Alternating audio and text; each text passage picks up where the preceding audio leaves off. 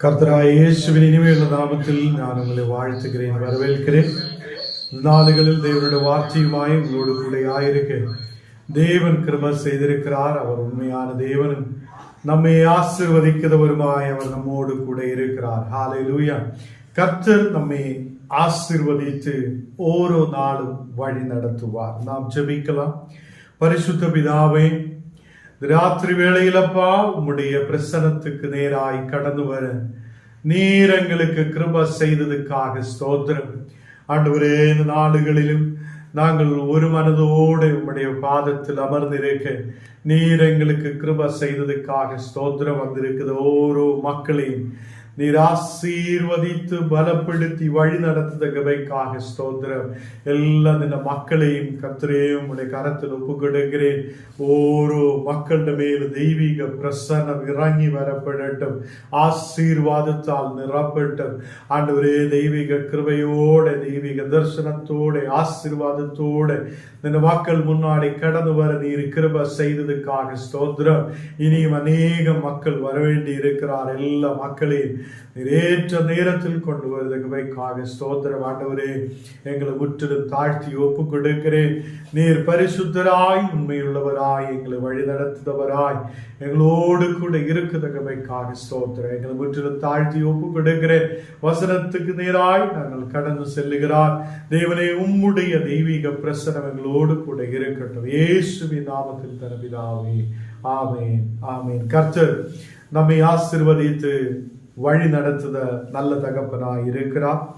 மத்தேயு 4 அதிகாரம் അതിന്റെ 17ാമത്തെ വചനം നാം വാസിக்கலாம். മത്തയ്യു 4 அதிகாரம் അതിന്റെ 17ാമത്തെ വചനം.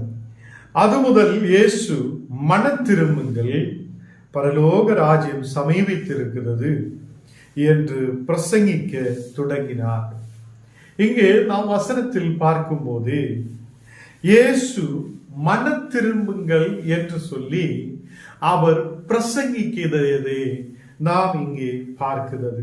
பரலோக ராஜ்யம் சமீபித்திருக்கிறது. பரலோக ராஜ்யம் சமீபித்திருக்கிறதுனால நீங்கள் மன திரும்புங்கள். இப்போ நீங்கள் ஆயிருக்கிற சூழ்நிலைகளிலிருந்து, இப்போ நீங்கள் ஆயிருக்கிற அதை எல்லா சூழ்நிலைகளிலிருந்தும் மன திரும்பி இயேசுவை ஏற்றுக்கொண்டு நாம் முன்னாடி கடந்து செல்ல வேண்டும் என்று நமக்கு இங்கே வசனத்தில் பார்க்க முடிகிறது. கர்த்தர் பிள்ளைகளே, நாம் இந்த உலகத்தில் அநேகம் அதை விசுவாசத்தோட ஆயிருக்கும் போது, அநேகர் இயேசுவில் உள்ள விசுவாசத்தோட ஆயிருக்கும் போது சில பேர் மன திரும்பாமலும் இருக்கிறது. அதை இந்த நாடுகளில் இயேசு அதை யோவானை பிடித்திருக்கிறார், அடைத்து அதை அவங்களே ஜெயிலில் அடைத்திருக்கிறார் என்று தெரியும் போது அவங்க அந்த இடத்திலிருந்து கடந்து சென்று அந்த நாள் முதல் இயேசு அதை எசையாவில் சொல்லப்பட்டிருக்கிற தீர்க்க தரிசனங்கள், அவர் எசையா பிரவாசகனால் தீர்க்கதரிசியால் சொல்லப்பட்ட எல்லா தீர்க்க தரிசனங்களும் நிறைவேற்றி முடித்த தேவனாய் இருக்கிறது. அதுக்கு முன்னாடி நாம் பார்க்கும்போது இயேசு பிசாசினால் சோதிக்கப்படுகிறார். அவர் 40 இரவும் பகலும் அதை உபவாசத்தோடு இருந்திருக்கிறது. அப்போ உபவாசத்தோடு இருந்த இயேசுவுக்கு முன்பாக சாத்தான் வந்து சோதிக்கிறதுக்காக கடந்து வருகிறார். இன்னைக்கு அநேக மக்கள் சொல்லும், நாங்கள் ஜெபிக்கிறார், நாங்கள் ஆராதிக்கிறார், நாங்கள் தேவனுடைய பிள்ளைகளாய் இருக்கிறோம், எங்களை யாரும் சோதிக்க முடியாது, எங்களுக்கு முன்பாக எந்த பிரச்சனையும் வரமாட்டேன் என்றெல்லாம் சொல்லி அநேகர் சொல்லிக் கொண்டிருக்கிற போதும், அதே ஒரு மனிதனுடைய வாழ்க்கையில் சோதனைகள் வரும்போது சில பேர் கீழே விழுந்து விடுது.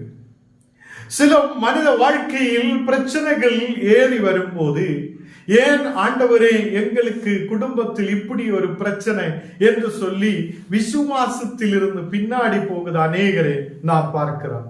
இந்த நாடுகளில் கர்த்தருடைய பிள்ளைகளே, எப்போது நாம் வேதத்திலிருந்து தியானிக்கிறார், வேதத்திலிருந்து படிக்கிறார், வேதத்திலிருந்து வேதத்தின்படி நான் நடக்க விரும்புகிறேன் என்றெல்லாம் சொல்லுங்க மக்களுக்குள்ள சில நேரத்தில் நம்பிக்கை இல்லாமல் போகிறார். இந்த உலகத்திலே பிரச்சனைகள் அவங்களை சார்ந்து கொள்ளும் போது இந்த உலகத்திலே வியாதிகள் அவங்களை சார்ந்து கொள்ளும் போது, இந்த உலகத்திலே அநேக பிரச்சனைகளால் அவங்க முன்னாடி கடந்து செல்லும் போது சிலவர் இயேசுவை விட்டு விடுகிறார். இந்த நாடுகளில் ஒரு சகோதரி பேசும்போது அவங்க சொல்லுகிறார், எங்கள் குடும்பத்தில் என்னுடைய சிஸ்டர் இறந்து போயிருக்கிறார். இந்த சிஸ்டர் இறந்து போயதனாலே நாங்கள் இனி இயேசுவை நம்ப மாட்டேன் என்று சொல்லிட்டு இருக்கிற சில பேர். கர்த்தருடைய பிள்ளைகளே, யாரோ ஒரு ஆள் இறந்து போய் யாரோ ஒரு ஆளுக்கு வியாதி இருக்கிறார், ஏதோ ஒரு பிரச்சனை நடந்திருக்கிறார் என்று சொல்லி நம்முடைய உண்மையான தேவனை விட்டு நாம் திரும்ப முடியாது. நமக்கு சுற்றிலும் எந்த பிரச்சனைகள் எழும்பினாலும், நமக்கு சுற்றிலும் எவ்வளவு பிரச்சனைகள் எழுப்பினாலும் நாம் விசுவாசத்தை விட்டு திரும்ப முடியாது. இயேசுவில் உண்மையாய் விசுவசிக்கிற ஒரு தேவ பிள்ளைகள் நிச்சயமாக அவருடைய விசுவாசத்திலே இருப்பார்கள். அவருடைய விசுவாசத்திலிருந்து பின்னாடி போக மாட்டேன்.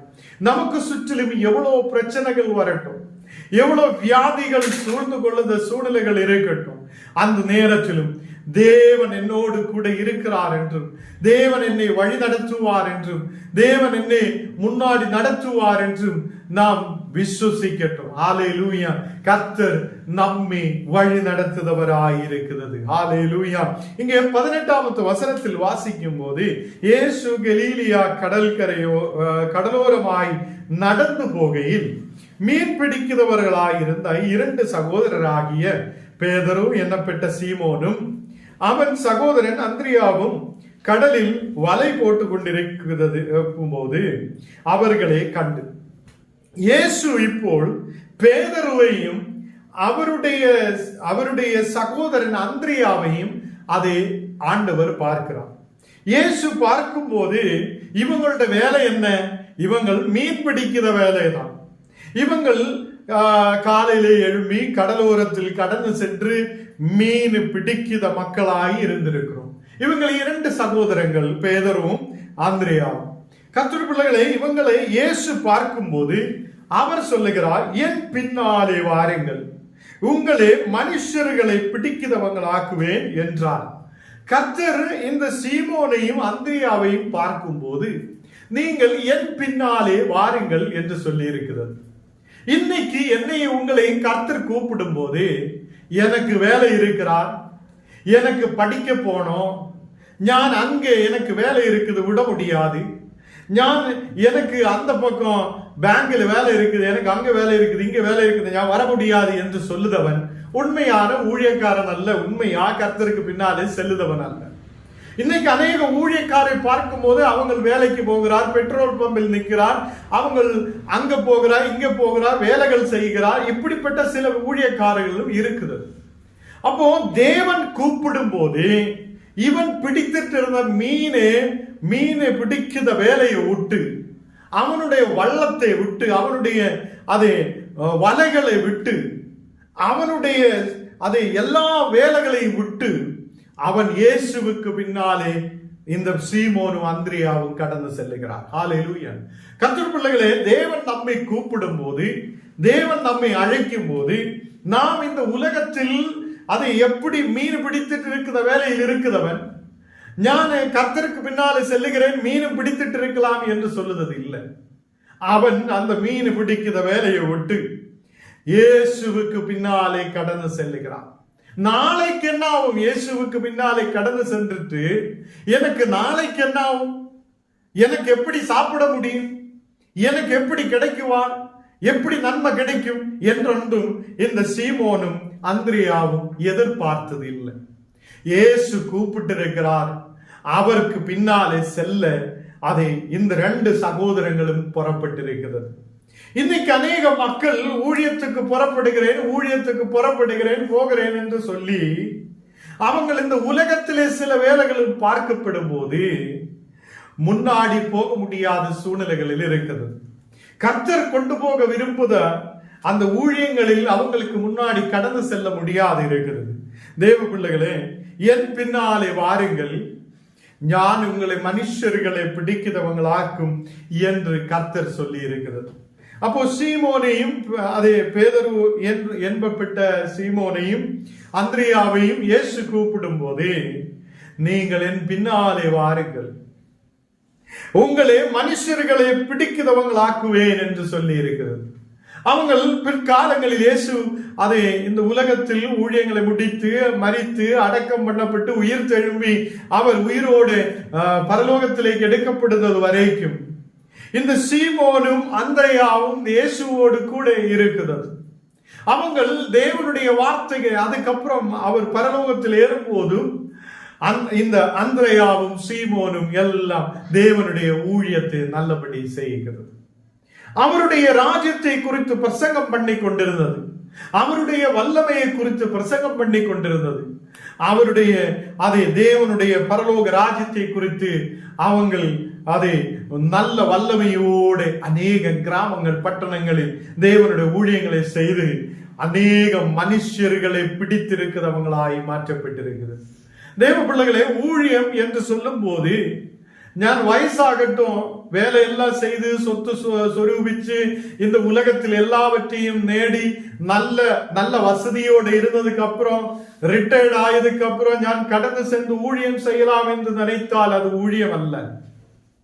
என்னை கூப்பிடும் போது நீ செய்து கொண்டிருக்கிற வேலையையும் வள்ளத்தையும் வலையையும் கடலையும் சமுத்திரத்தையும் விட்டு நீ தேவனோடு கூட பயணிக்கிற வேலைதான் என்னுடைய உங்களையும் வேலையாய் இருக்கிறது. ஹல்லேலூயா. இந்த நாடுகளில் இங்கே நாம் பார்க்கும்போது 10 இங்கே நமக்கு 20 வசனத்தில் வாசிக்கும் போது உடனே அவர்கள் வலைகளை விட்டு அவருக்கு பின் சென்றார்கள் என்று காணப்படுகிறது. இயேசு கூப்பிட்ட உடனே சீமோனும் அந்திரேயாவும் வலையை எல்லாம் விட்டு அவனுடைய வேலைகளை விட்டு அவன் ஆயிருந்த சமுத்திரத்தை விட்டு அவன் இயேசுவுக்கு பின்னாலே கடந்து செல்லுவதை நாம் பார்க்கிறது. கர்த்தருடைய பிள்ளைகளே, இயேசு மனம் திரும்புங்கள் என்று பிரசங்கம் பண்ணி இருக்கிறது. மனம் திரும்பல் ஒரு மனிதனுக்கு தேவையாய் இருக்கிறது. அநேக கஷ்டங்கள் வரும்போது நாம் தேவனை குறை சொல்லிட்டே இருக்கும். தேவன் எனக்கு இப்படி கஷ்டம் கொடுத்திருக்கிறார், தேவன் எனக்கு இப்படி ஒரு பிரச்சனை கொடுத்திருக்கிறார், நான் ஊழியம் செய்துட்டு என்ன லாபம், நம்ம எதுக்கு இயேசுவை விசுவசிக்கணும், இப்படி எல்லாம் மனிதர்கள் அநேக கேள்விகளை எழுப்பும். இந்த கேள்விகள் நமக்கு தேவையுள்ளது அல்ல.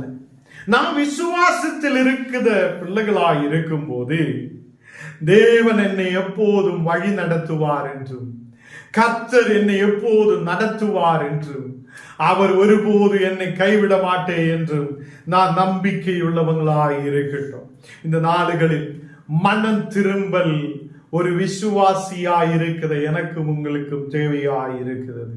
கர்த்தராய் இயேசுவை விசுவசித்து அவருடைய வசனத்தில் நம்பிக்கையுள்ளவங்களாய் இருக்க தேவன் நம்மோடு கூட பேசுகிறது. கர்த்தருடைய பிள்ளைகளே, பரலோக ராஜ்யம் சமீபித்திருக்கிறதுனால நீங்க மனம் திரும்புங்கள் என்று இயேசு பிரசங்கித்திருக்கிறது. அப்படியே அவர் பிரசங்கம் பண்ணி கடந்து செல்லும் போதுதான் பேதுருவையும் சீமோனையும் கூப்பிடுகிறான். இந்த சீமோனையும் அந்திரேயாவையும் கூப்பிடுகிறான். அவங்கள் எல்லா வள்ளத்தையும் வலையையும் விட்டு அவங்கள் இயேசுவுக்கு பின்னாலே செல்லுகிறார். நாளைக்கு என்ன ஆகும் என்று யோசித்தது இல்லை. நான் தேவனுடைய பின்னாலே செல்லும் போது எனக்கு என்ன கிடைக்கும் என்று அவங்கள் யோசித்தது இல்லை. இயேசு என்னை கூப்பிட்டிருக்கிறார், நான் அவருக்காக பின்னாலே செல்லுகிறேன் என்று அவர் நம்பிக்கை உள்ளவங்களாய் கடந்து சென்றிருக்கிறது.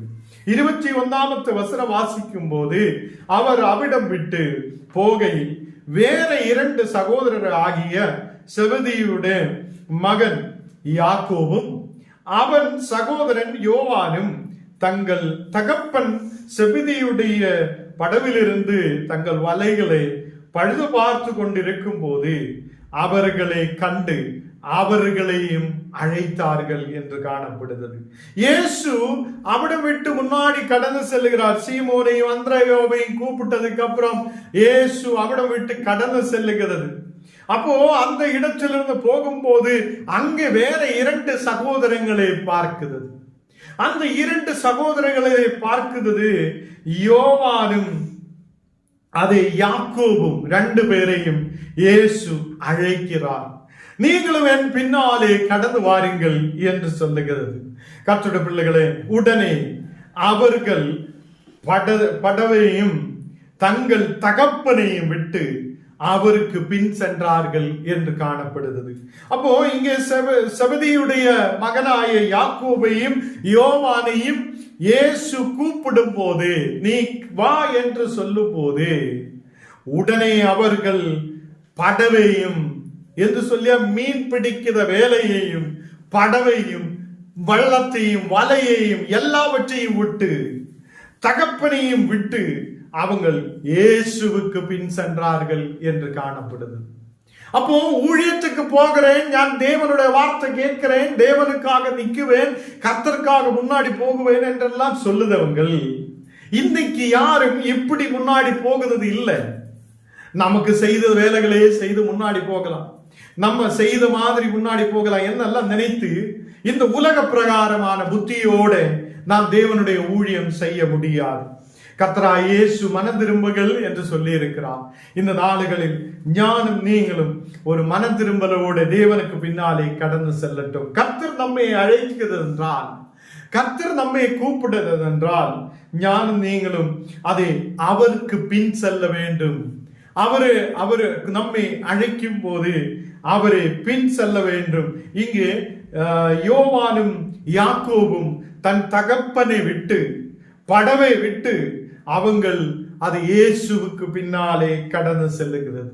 23வது வசனம் வாசிக்கும் போது, பின்பு இயேசு கலிலே எங்கும் சுற்றி நடந்து அவருடைய ஜெப ஆலயங்களில் உபதேசித்து ராஜ்யத்தின் சுவிசேஷத்தை பிரசங்கித்து ஜனங்களுக்கு உண்டாயிருந்த சகல வியாதிகளையும் சகல நோய்களையும் நீக்கி சொஸ்தமாக்கினார் என்று காணப்படுகிறது. கர்த்தராகிய இயேசு அங்கே சுவிசேஷத்தை மட்டும் சும்மாவே சொல்லிட்டு போனதல்ல. இயேசு அங்கேயுள்ள ஆலயங்களில் எல்லாம் கடந்து செல்லுகிறது. கர்த்தருடைய பிள்ளைகளே, ஜெப ஆலயங்களில் எல்லாம் கடந்து சென்று அங்கே அவங்கள் உபதேசித்திருக்கிறது, ராஜ்யத்தின் சுவிசேஷத்தை பிரசங்கித்திருக்கிறது. அப்போ அவர் சுவிசேஷத்தை ஓரோ இடங்களிலும் அறிவித்து அங்கே கடந்து வருத ஓரோ ஜனங்களையும் அவங்களுடைய வியாதிகளை சகல நோய்களையும் அவங்கள் நீக்கி சொஸ்தமாக்கினார் என்று காணப்படுகிறது. கர்த்தருடைய பிள்ளைகளே, இந்த நாளுகளில் நாம் சுவிசேஷத்தை கேட்கும் போது, நாம் பிரசங்கத்தை கேட்கும் போது, நம்மில் இருக்கிற வியாதிகள் இயேசு மாற்றப்படுத்தணும், நம்மை ஆண்டவர் குணமாக்கணும். நாம் அதே இந்த ராஜ்யத்தின் சுவிசேஷத்தை கேட்கும் போது நம்மில் இருக்கிற சகல வியாதிகளும் இயேசு மாற்றுவார் என்று நாம் விசுவாசத்தோட ஆயிருக்கணும். அவருடைய பக்கத்தில் கடந்து வந்திருக்கிற ஓரோ ஜனங்களையும் இயேசு குணமாக்கி இருக்கிறது. கர்த்தருடைய பிள்ளைகளை, இன்னைக்கு என்ன கேட்குதா தேவ பிள்ளைகளே, உங்களுடைய வியாதிகளை மாற்ற, நம்மை குணமாக்க இயேசு வல்லமையுள்ளவராய் இருக்கிறது. நம்மை விடுவிக்க அவர் வல்லமையுள்ள தேவனாய் இருக்கிறது. அவர் நம்மை குணமாக்குதவராய் இருக்கிறது. 24வது வசனம் வாசிக்கும் போது, அவருடைய கீர்த்தி சிரியா எங்கும் பிரசித்தமாயிற்று. அப்பொழுது பலவித வியாதிகளையும் வேதனைகளையும் அடைந்திருந்த சகல பிணியாளிகளையும் பிசாசு பிடித்தவர்களையும் சந்திர ரோகிகளையும் திமிர்வாதக்காரையும் அவரிடத்தில் கொண்டு வந்தார்கள், அவர்களை சொஸ்தமாக்கினார் என்று காணப்படுகிறது. ஹல்லேலூயா. இயேசுவுக்கு பக்கத்தில் அநேகம் வியாதிஸ்தரை கொண்டு வருகிறது. வியாதிகள், விவித வியாதிகள், விதவிதமான வியாதிகள் இருக்கிற மக்கள், வேதனையோடு இருக்கிற மக்கள், அதே அநேகம் பிணியாளிகள், பிசாசு பிடித்தவங்கள், சந்திர ரோகிகள், திமிர்வாதக்கார எல்லாம் இயேசுவின் இடத்தில் கொண்டு வருகிறது. கர்த்தருடைய பிள்ளைகளே, இன்னைக்கு யாரெல்லாம் வியாதியோடு பலவீனத்தோடு இருக்குதோ, நம்மை தேவன் விடுவிக்க வல்லமை உள்ளவராய் இருக்கிறது. அவர் நம்மை விடுவிக்கிற தேவன். ஹல்லேலூயா. நம்மை குணமாக்குத தேவன். அவர் நம்மை பலப்படுத்தி வழி நடத்துவார். ஹல்லேலூயா. இந்த நாளுகளில் இயேசு சுவிசேஷத்தை அறிவிக்க மட்டுமல்ல, அவருடைய பக்கத்தில் கடந்து வந்த ஓரோ ஜனங்களையும் விடுவிக்கிறதாய் நாம் பார்க்கிறது. வியாதிகளை அவர் குணமாக்கி இருக்கிறது, நோய்களை அவர் மாற்றி இருக்கிறது. பலவிதமான வியாதிஸ்தர் வேதனையோடு கடந்து வந்திருக்கிற ஜனங்களை எல்லாம் இயேசு குணமாக்கி இருக்கிறது. இந்த ராத்திரி வேளையில் என்னையும் உங்களையும் கர்த்தர் குணமாக்க வல்லமையுள்ளவராய் இருக்கிறது. அவர் நம்மை அழைக்கும் போது நாம் அவருக்கு பின்னாலே கடந்து செல்லணும். விசுவாசியாய் சும்மாவே உட்கார்ந்துட்டு இருக்கிறதாக அல்ல, நாம் விசுவாசியாய் இருக்கும் போது நாம் இயேசுவுக்கு பின்னாலே கடந்து செல்த மக்களாய் இருக்கணும். நாம் இயேசுவுடைய வசனங்களுக்கு மேல் நம்பிக்கையுள்ளவங்களாய் இருக்கணும். அவர் சொல்லி இருக்கிறது, மனம் திரும்புங்கள், பரலோக ராஜ்யம் சமீபித்திருக்கிறது என்று அவர் பிரசங்கித்திருக்கிறது. இந்த நாளுகளிலும் என்னையும் உங்களையும் இயேசு அழைக்கிறது.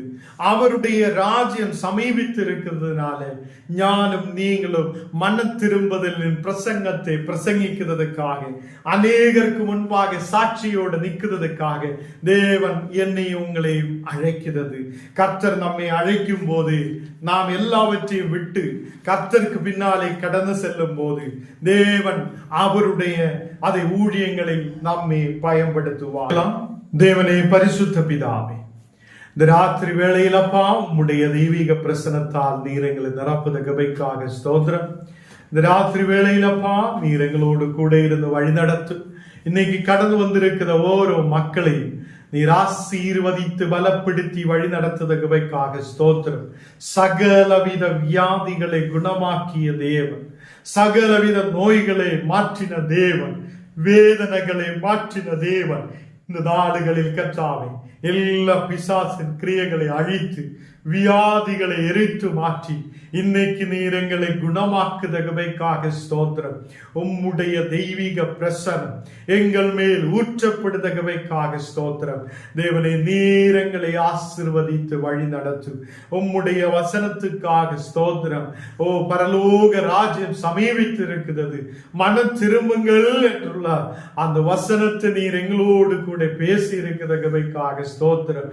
ஆண்டவரே, நாங்கள் மனம் திரும்பலோடு உமக்கு பின்னாலே கடந்து வர தேவனுடைய ராஜ்யத்தை குறித்து ஆண்டவரே பிரசங்கிக்கப்பட, அநேக மக்கள் தேவனுடைய ராஜ்யத்தை குறித்து கேட்கப்பட நீர் கிருபை செய்ததுக்காக ஸ்தோத்திரம். இன்னைக்கு வியாதியோட, பலவீனதையோட, கண்ணீரோட, பாரத்தோட வீடுகளிலும் ஹாஸ்பிட்டல்களிலும் ஆயிருக்கிற மக்களுக்காக செபிக்கிறேன்.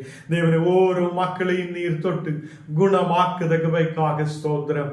அதே மாதிரி அப்பா கட பிரச்சனைகளோடு ஆயிருக்கிற மக்களுக்காக நாங்கள் இந்த நேரத்தில் செபிக்கிறேன். ஓரோ மக்களையும் நீர் தொட்டு ஆசீர்வதிக்கிற கிருபைக்காக ஸ்தோத்திரம். வழிகளை திறந்து கொண்டு கட பிரச்சனைகள் மறையப்பட நீர் கிருபை செய்யும். இந்த நாடுகளில் அப்பா எக்ஸாம்கள் எழுத போகிற பிள்ளைகளுக்காக செபிக்கிறேன். நல்ல நிலையில் படிக்க ஞானத்தோட கிருபைகளோட ஆயிருக்க நீர் கிருபை செய்யும்.